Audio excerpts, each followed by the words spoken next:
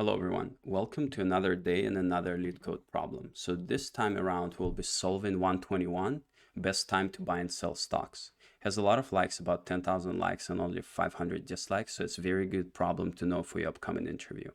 This actual problem can be, spin in a lot of different problem, can be asked in different ways, but a really good approach to know. So let's read the problem statement. You're given an array of prices where each element is a price of the stock on a given day.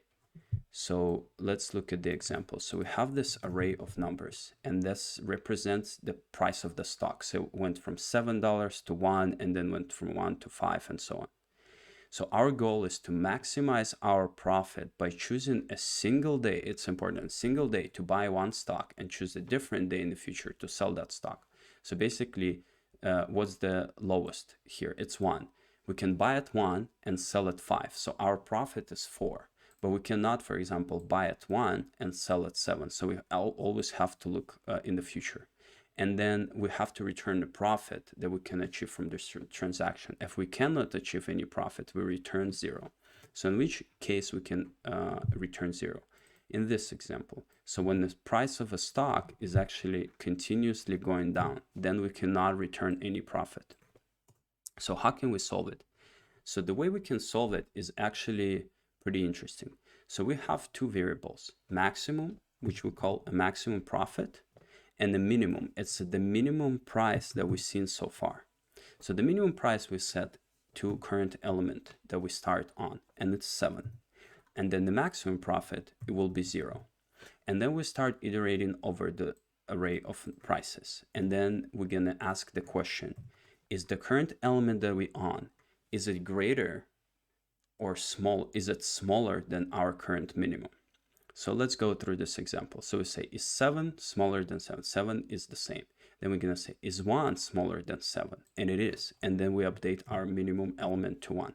And then we're going to say, ask another question. We're going to say, is the current element that we are on minus minimum element, is it greater than our maximum? And if it is, we adjust our maximum. So let's say we are on number 1. We're going to say, is 1 minus 7, which is minus 6, greater than 0? And it's not, so we keep it at 0. Then we go over to the next iteration of the loop, and we say, what is smaller, 5 or 1? And the smallest is 1, so we keep minimum as 1. But then we're going to say, what is larger, 5 minus 1, which is 4, or 0? And we know the answer is 4, so we update our maximum. Then we're going to keep going. We're going to ask again, 3 minus 1 and 1. What is smaller, 3 or 1? 1 is smaller. And then we're going to ask the next question, what is larger, 3 minus 1, which is 2, or current maximum 4? And the answer is 4. Then we're going to keep going to 6. Again, we're going to ask, what is smaller, 6 or 1? 1 is smaller. And then we're going to ask, is 6 minus 1 greater than 4? It is, and it's 5. And then last element is 4 minus 1 is 3, and our answer is 5. So we return 5. Let's code it out, and then it will kind of help you to visualize the solution. So let first create variable maximum and equal to 0. Let max equal 0. And then we say let minimum equal prices 1. So basically it's the current element 7. And then we create a loop. I would like to create for each loop here, prices dot for each element of the array of prices. What are we going to check? We're going to set our minimum to what?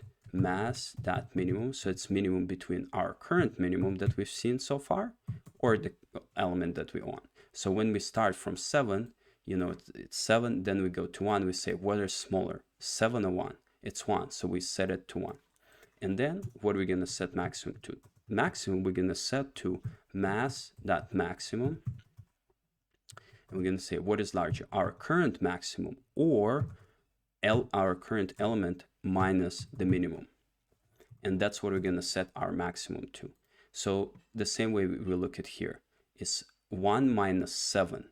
It's minus 6. What is larger? Minus 6 or 0? It's 0. But then we go to 5 and we say, what is maximum? Maximum 0 or 5 minus 1? It's 4. And 4 is the maximum. And then when we get to 6, it's the same question we're going to ask. What is greater, 4 or 6 minus 1? And 6 minus 1 is greater. And then we return this element. this maximum. And then at the end, yeah, we have to return maximum.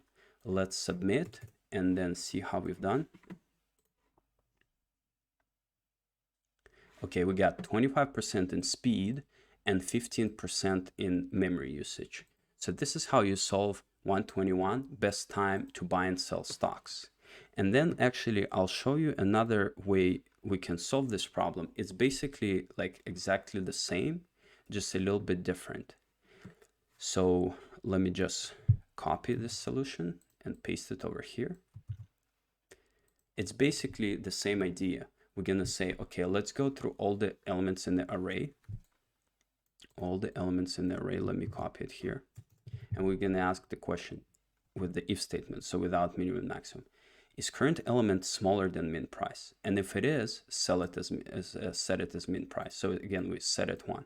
And then we say, if our current element less the minimum element is greater than the profit, set it to the profit. So it's basically the same thing, just different approach, and then you see what you like better. Actually, let's submit and see, you know, what's faster. Let's submit. Yeah, so this one is a little bit faster, 39, but it can be because of my internet speed, or it can be a faster solution. So thanks so much for watching. If you like it, please give it a like, share with your friends, and then let me know down in the comments below which other problem you want me to solve. Thank you.